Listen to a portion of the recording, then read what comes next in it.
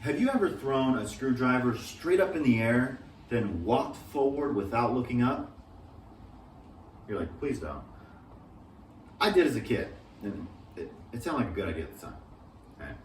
I would hope that if I had stuck the landing, someone would have gone back to the future and stopped me. I think of Back to the Future a lot. Not just because Biff Tannen's real daughter dated a guy I knew. And I found this out because he came to our door to pick her up. Surprise. They closed down the Back to the Future ride. No sweat. Now they have a Back to the Future musical. It's not going anywhere. It's everywhere, right? Do you remember the movie trilogy? Back to the Future 3 with Clint Eastwood? How about an American Tail 2 with Fievel Mouskowitz? Right? Unforgiven, Quick and the Dead, Desperado, Legends of the Fall, Maverick, Tombstone, of course. If you wanted an early 90s movie to have some box office giddy up, head out west. If you want a child story to succeed, spiral south quickly. Just rip the rug right out from under your little ones. Have you read one recently? Terrifying thoughts with pretty pictures. All right, just pull those covers up. We'll dive in. So, Little Miss Muffet had her cottage cheese snack ruined by a begging tarantula. Old Mother Hubbard had nothing in her cupboards. So her hungry dog played dead, convincingly. Little Red Riding Hood was walking through the woods when a big bad wolf in sheep's clothing started hitting on her, talking about her, eyes driving him mad and her lips luring someone bad and holding her when they get back to Grandma's place. Woof. Jack wanted love from Jill, so he waited on a hill. When he realized that Jill ghosted him, Jack fled, fell, and smashed his head. Hansel and Gretel ran away from an abusive stepmother right into a candy house trap funded by a blind cannibal witch. Hansel had to hold on to a dead kid's finger bone until Gretel could shove witchy poo into an oven. Sweet dreams, Pumpkin. You want me to leave the light on for you? How about the lack of weekday awareness on kids? She asked, can we go to Knott's tomorrow? No, we can't. You have school tomorrow. What? But it's Friday. No, it's Tuesday. No! As someone who works Monday through Friday, that hurts me more. Speaking of, we have a music station in our office where you can request songs. Someone requested Rebecca Black's Friday. Gotta Get Down on Friday. It never played after Wednesday. It played twice one Monday. Twice. Rebecca told us she's looking forward to the weekend twice. Yeah, this is not a good fit for us, Rebecca. And then we had to stop letting people request songs. It just takes one person to ruin it for everybody, every time. Kids also make you question things you know. Like I know a fox is named for its thick, fuzzy tail, right? We see a Fox Racing logo, and she says, it's weird to name an animal fox when it's white and orange. Followed by, why does the name fox sound like a bad word? I forgot all about the furry wand duster coming off the back of this thing. All I could think was, what the fox is foxy about a white and orange animal? Kids also hit you with some truths they shouldn't know yet. She says, red roses give me red flags. What? Hey, she's not wrong. If it isn't Valentine's Day, your anniversary, or the night of the big dance, and they walk in with a bouquet, your first thought isn't, oh, what a surprise. It's, what did you do? The boss man starts slapping a phone. I say, it's not an old TV set. That's not how you get it to work. He says, it doesn't feel. Cool. If I'm in a new area during the day, I prefer walking over driving. Call it daylight savings. As implied, it maximizes your scenic experience, but you're going to lose an hour. My friend says, I stopped taking melatonin, it made me sleepy. Wait, why did you start taking it then? Ooh, gummies. Love berry flavor. They're so addicting. Oh, these make me all roly-poly cozy. Speaking of eat first, ask later, I know a guy that loves pokey. Vending machine pokey. In fact, he thought he invented it, right? But he draws the line if a gummy is shaped like seafood. Now, I didn't say tastes like, just in the shape of. And he gags. But he's pressing 307 for a robotic arm to drop some fish rice soaked in eel sauce for who knows how long. What if we were like aquatic pets, right? And only grew as big as our homes? Anyone with a fish or a turtle nose, they expand like Presto Changeo blow-up pets as soon as you upgrade their tank size. Imagine that with humans, right? So you're hanging out with somebody that's 5'1". So what do studio apartments run around here? You're going home with somebody 6'3". Please tell me your house is a downstairs bathroom. Takes the guessing work out of it. Has anyone ever given you a chocolate and then after you swallowed it, said it had shrooms in it? No one? Yeah, me either. Woo! We should party, like on a party bus. You've seen the bus bumper sticker, how's my driving, and a phone number? I saw one that just said comments and a phone number. That's it. Talk about opening the floodgates. The calls they must get. None relating to bus driving for sure. Please leave your comment after the beep. When are you going to expand our main road to account for this traffic? Beep. My tires need an ETA on fixing these fast lane potholes. Beep. Who's responsible for replacing out-of-place electric lift bikes? Beep. Why is our only Sandy Beach party rental in town in the shadiest part next to a parking lot? Beep. Why do all our flags look sad? Like, put a fan up there or something. Beep. Who puts a hotel next to a cemetery? I can relate to the last one. I lived in an apartment that backed up to a cemetery. My buddy goes, did it just get colder in here? I hope not. I'm checking windows and doors to reasonably explain the sudden draft. Place was locked up tight. Yeah, so I took the party outside. Sadly, 6 Sense never got a sequel. But I'm not going to be the true story it gets based on. That place also had a cockroach problem. House of horrors. When you pick up a roll of toilet paper and a burnt sienna cockroach falls out, flops on your bare foot, starts to scamper up your leg, you bend down to swing at it and it flies at your face.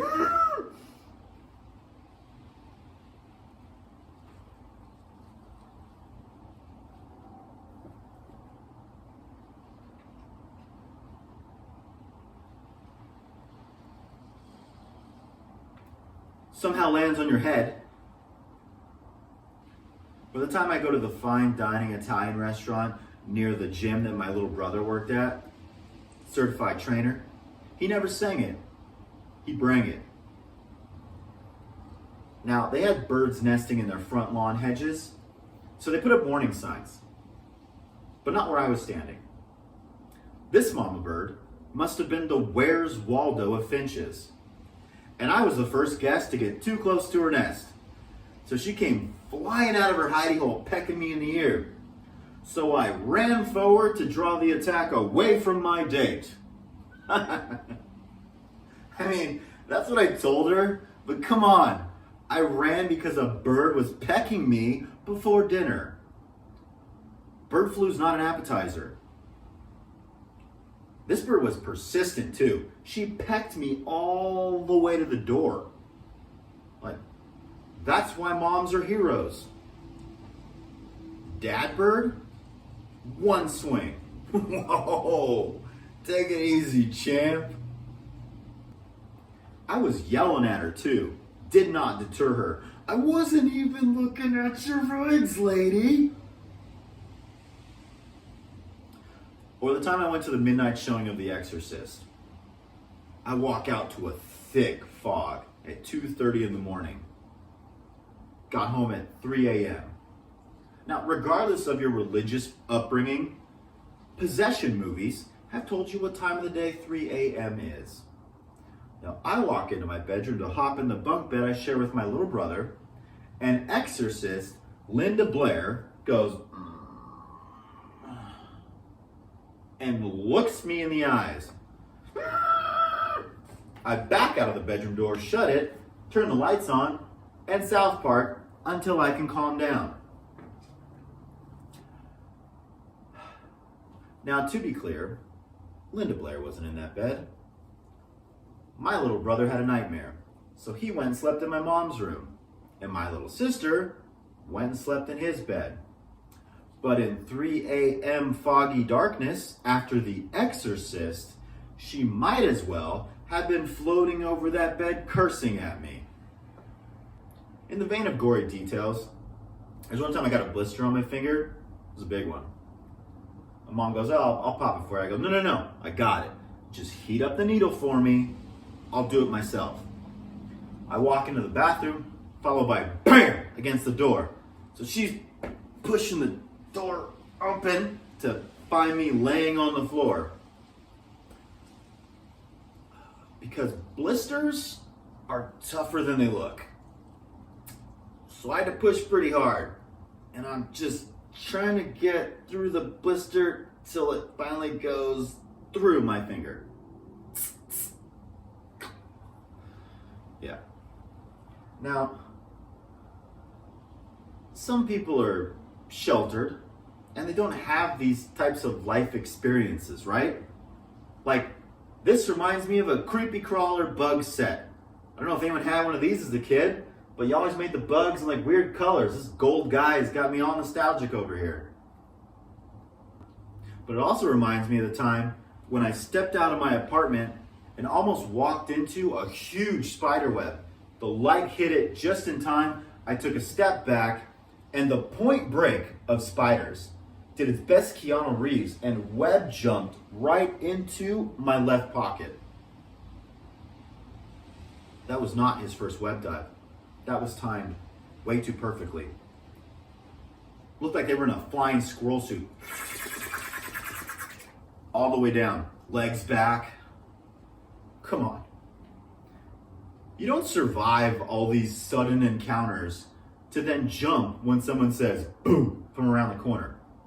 Like, I'm the first person to walk into a Halloween scare maze with new money confidence just dripping off me. Like, what are they gonna do that's worse than that? You're gonna hit me with a strobe light, pop out from behind a dark curtain in a horror costume, and shake a can of bolts at me. I'm not biting. Because I thought that Pocket Spider was going to. The second it went in, no, come on, why? What do you do? What do you do? Do you stick your bare hand into the spider cave? No one's doing that. No one.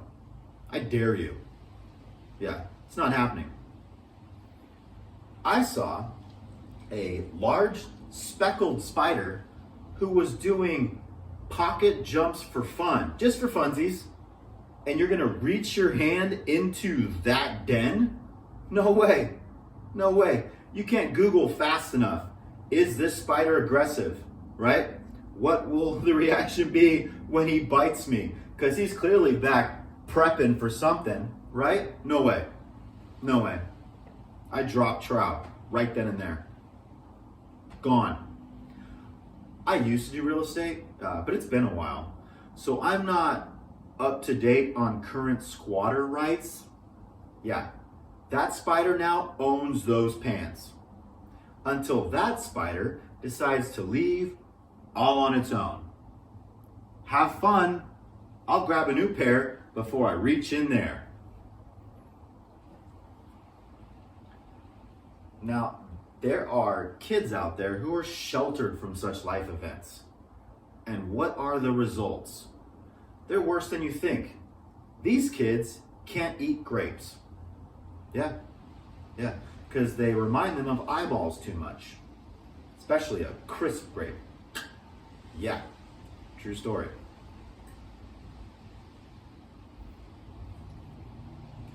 I tell my coworker, we missed you around here. He replies, glad my presence was craved. Don't make it weird. My buddy buys a stroller. He says it's a single that converts into a double. I asked, did you buy it from a bar? Because that sounds like a whiskey shot you'd request. But also that same friend was casually asked by a coworker if they thought they were schizophrenic. So the connection may be twofold.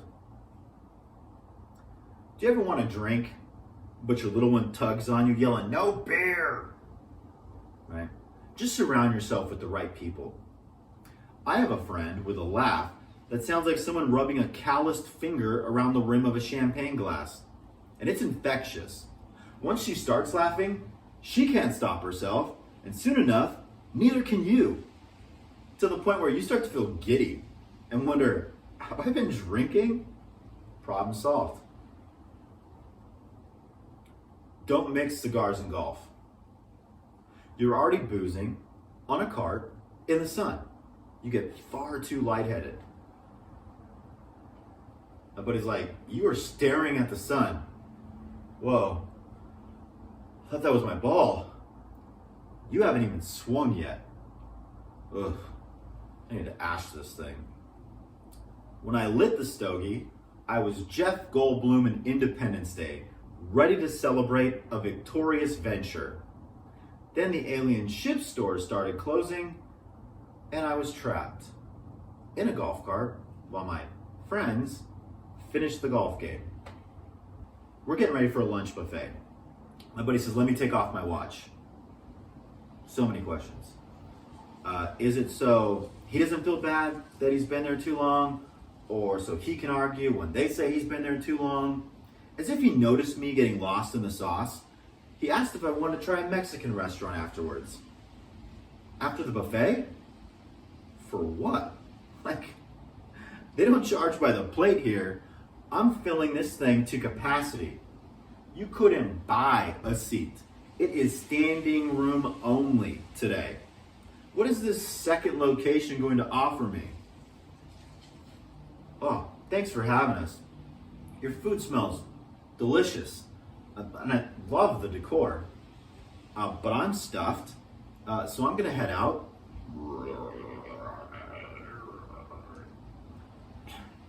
Actually, where's your restroom? Has anyone stuck your finger in their mouth to rub their gum where a tooth used to be? That's right. I thought there was a gummy bear in there at first. Wishful thinking. Turns out they were Fresno finger flossing with my finger. Don't mind if you do. It's perfectly normal somewhere. Thankfully, I can count on one finger the times it's happened to me. But it stays with you. I can't tell someone they're using too much teeth now, because I know what it's like when they use less teeth. Surprise! But how naive of me to think gummy bear. I mean, we were eating pizza. Are we Teenage Mutant Ninja Turtles? No? Yeah. Okay. Then those slices were gummy bear free. Means less wish and more Hail Mary. And we've all heard the cautionary tale about wishes. With the bartender, his small piano, and the guy who plays it who's about a foot tall. He starts playing beautifully. The guy says, "Wow, he's amazing. Where did you find him?" The bartender whispers, "There's a genie outside that'll grant you one wish." He runs outside, finds a genie, says, "I wish for $1 million." The sky dims as ducks start raining down like a scene from that movie The Birds. The guy runs back into the bar, narrowly escaping the foul swarm. Walks up to the bartender, says, "What's up with that genie? Wasted my wish. I asked for $1 million, not ducks."